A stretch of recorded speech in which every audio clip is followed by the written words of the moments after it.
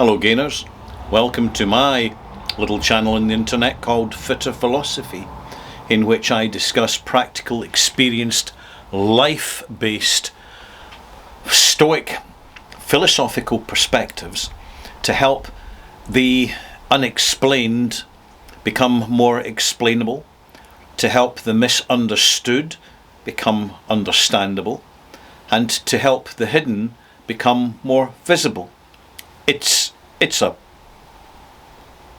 It's a mission, and I want to talk in this video briefly about death, because it's something I have a professional experience with.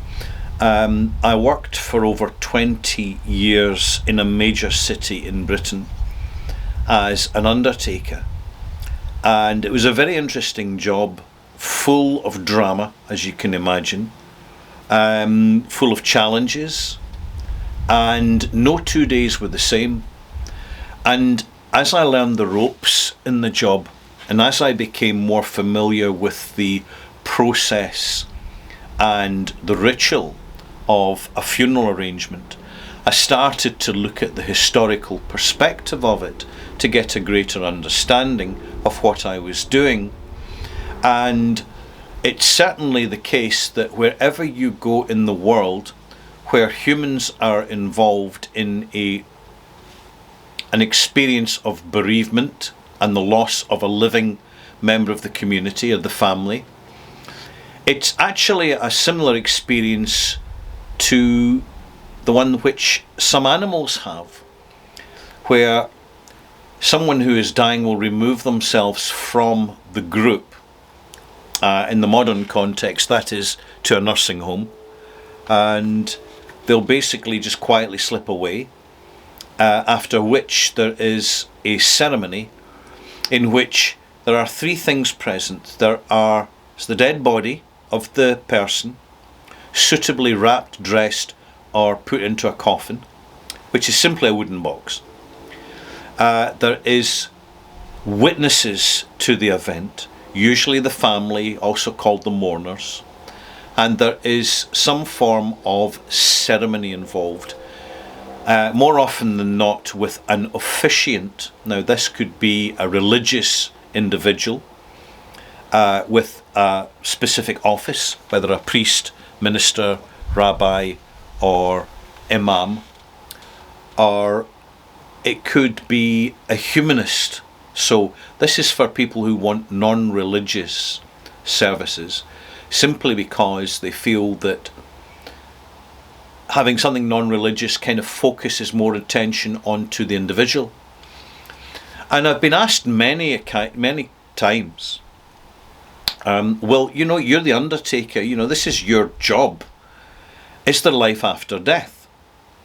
And in my opinion, there is, but it's not what you think, because the living human perception of reality is very, very narrowly contained within our five fallible senses: smell, sight, taste, hearing, and touch.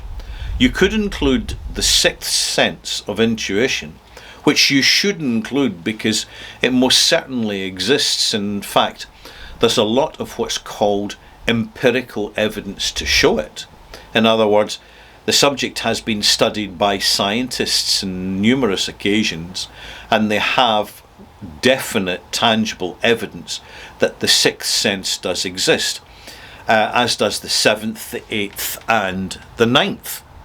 So this kind of suggests that humanoid collective, human beings, are in fact a deprogrammed species, which is an interesting concept, but it's starting to drift away. I'll come back to that in another video. So is there life after death? Well, let me put it to you in a scientific perspective. I could put it into a religious perspective, but if I do that, you have this very absolutist, pre-prescribed and simple explanation of heaven and hell, and it's a matter of perspective. And let me tell you why it's a matter of perspective. Because life can be a hell, life can be heaven. We can find ourselves experiencing heavenly situations or hellish situations, and that it is not necessarily the case that the absolute definition of a flaming hell is what exists. That is basically a paraphrase for something, an experience, a feeling, an emotion, a presence or lack of presence. And the way the scientists put it is that we are energy, and Einstein proved that energy is not created and energy is not destroyed, it is simply transferred. So when we look at the universe around us with the power of modern telescopes and the understandings provided by astronomers, when we see the enormity of reality, we realize that we're in a transitional state, that this life is an ongoing evolution of consciousness within states of matter. All right? There's never any panic when a child is born and people wonder where the life came from. There is plenty of evidence, scientific evidence, to show that young children, under the influence of hypnosis and guidance, are having pre-life experiences. I know of one kid that woke up in the middle of the night with nightmares for weeks on end because he was in a tin box and getting battered and rolling about in the ground. And when his personal situation was assessed by a psychologist with regression therapy, he was articulately describing a medieval joust in France in the 13th, 14th century.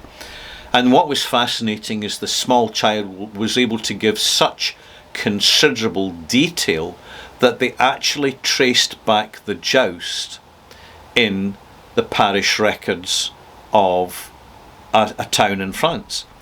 An extraordinary situation and far from isolated. My view of the afterlife is that when we physically die, we stop breathing and our brain dies, ceases to function. There is a small amount of us called the ether, the personal ether, which leaves the body, and this is where you get the out-of-body experiences, where the self, the real self, the essence, leaves the body, looks back down on the body to acknowledge that it has left, and then transcends into other dimensions. We are confined, and it's very confined within four dimensions. 3 dimensions in time, because time is a dimension. But then space is a dimension. Reality is a dimension. The realities, the succession of growing realities are all different dimensions.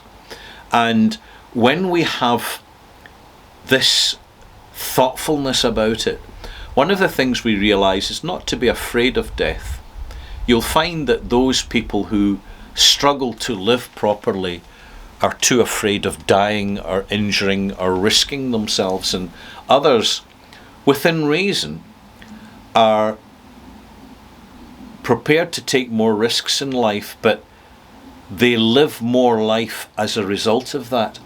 And I'll conclude by asking you the question, what matters more in our lives?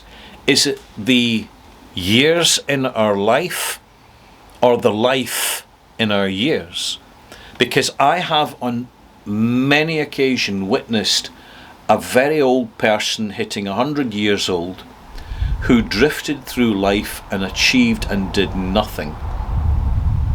They literally spent their life like a waiting room, and to a certain extent, with the older generation, opportunities were more restricted, definitely. But I'll never forget, there was one lady, a school teacher.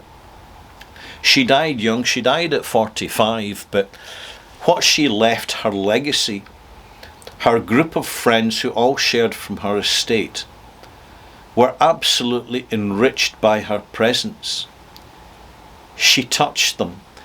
The school children that she taught, she was, by all accounts, a fantastic teacher who was not afraid to disrupt the narrative of the schedule.